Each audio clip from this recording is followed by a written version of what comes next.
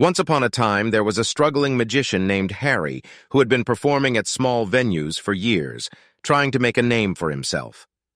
One day, he received an invitation to perform a magic show for a group of children at a local community center.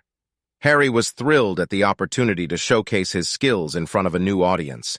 He spent weeks preparing his act, perfecting every trick and polishing his props. On the day of the show, Harry arrived early to set up, feeling confident and ready to dazzle the kids with his magic. But as soon as he began his first trick, things started to go wrong. The rabbit he was supposed to pull out of his hat didn't appear, and instead, he found himself pulling out a bunch of carrots. The kids giggled, and Harry tried to play it off as part of the act.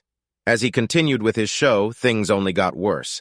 His wand snapped in half. The deck of cards he was using was missing several cards, and his assistant accidentally knocked over the table with all his props on it. The kids were laughing so hard they were rolling on the floor. Despite all the mishaps, Harry kept going, determined to salvage his performance. He tried to perform a disappearing act, but instead of disappearing, he knocked over a bucket of water onto his head. The children roared with laughter, and Harry couldn't help but chuckle himself. In the end, Harry's show was a complete disaster, but to his surprise, the kids loved it. They gave him a standing ovation and even asked for an encore.